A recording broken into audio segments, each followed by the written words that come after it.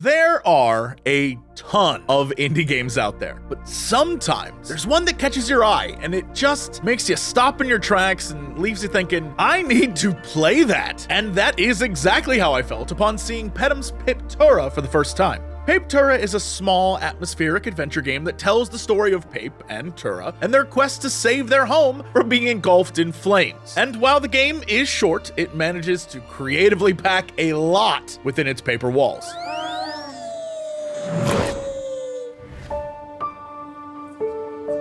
The first thing that you should already have noticed is that the game is striking in its art style. Honestly, it's impossible not to see it. Papetura's stunning character and environmental designs immediately reminded me of 1996's The Neverhood, but instead of clay characters navigating a clay world, we have paper. And much like The Neverhood, Papetura utilizes a blend of practical, crafted paper sets with computer graphics to create remarkable backdrops and settings. The environments of Papetura were all handcrafted, shot with a variety of lighting effects, and then layered in Unity to create the game's living, breathing world. There are so many parts of the game where the light and darkness shift around the space, and it's sometimes unbelievable it's all practical. The designs of Pape and Tura and the inhabitants of the wafer-thin world also remind me a lot of, like a Burton-esque style of James and the Giant Peach. But the visuals themselves, while very impressive, are only a part of the experience. Papetura's sound design is just as creative as the imagery. Sound constantly changes depending on your location, actions, and uniquely the lighting. When the lights are off in an inhabited cavern, for example, there's this hollow, breath-like rhythm rising and falling. But when the lights are on, it's a lively, staccato, lived-in place.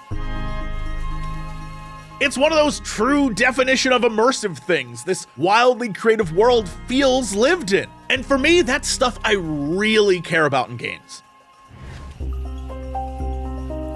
However, for you, you're probably wondering, so what's the gameplay like, Cox? Does it compare to the extraordinary design? Well, for me, sadly, it's not as strong. The base gameplay in Papetura is puzzle solving, with an emphasis on physics puzzles. And there are a variety of puzzles throughout, including one that made me feel like I was in a Pac-Man fight to the death.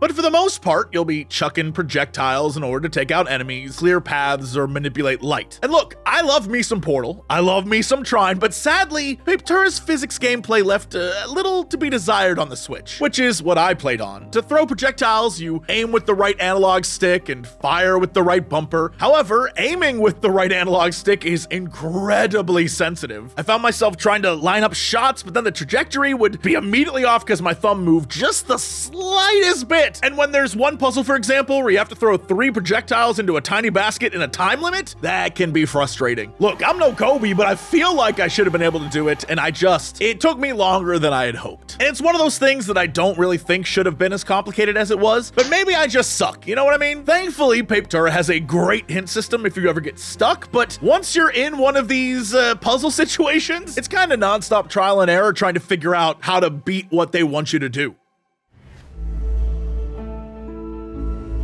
But thankfully, and ultimately, the redemption of Papetura in my mind is its beautiful simplicity. The entire game features no dialogue whatsoever. The characters communicate with symbols, and this extends to the pause menu, which is a really neat design choice. And as I mentioned previously, Papetura's story centers around Pape and Tura, who find each other on the path of saving their paper home from a terrible fire. And the way they express their bond and this adventure and the story is really creative. I love everything about that part. Obviously, I'm not going to spoil, you should play the game yourself, but I will say one thing I loved, and this goes back to simplistic detail, is the hint system. I mentioned it before, I just want to talk about it real quick. If you get stuck in an area and you don't know what your next move is, by hitting X on the Nintendo Switch, Pape eats a mystic paper ball, which I can only imagine is the paper equivalent to magic mushrooms. Either way, Pape is granted a general vision about the next objective. However, if you succeed at the prompted minigame, an additional hint vision will be revealed. The second hint feels that much more rewarding because you've earned it. And if the first hint is enough, then players can opt out of that minigame entirely. It's a great feature and one of the best examples of a marriage between visual and creative game design that I've seen in a while. I really like that. The only other thing that I think comes off as a negative to me is the price point. At $10 for a roughly 2-hour experience, that's one of those things that a consumer is gonna have to choose for themselves. I personally think it's totally worth it. This game is unique and beautiful, and you can tell the love and dedication put into it by the team. And a lot of that was painstaking, you know, behind the scenes crafting of this world. I think that's worth the $10. I think it's very impressive. But many other people may not think that because, again, it's a short game. But I happen to think it is totally worth it for the visual and audio design. The puzzles, for the most part, are fun. And again, it's just one of those experiences that if you're into that side of gaming and you want to get more artsy with it, man, this is a don't miss. Anyway, that is it for me. Thank you to everyone for watching these reviews. Thank you to Patreon for supporting this wacky endeavor we're doing. And I'll see you next time.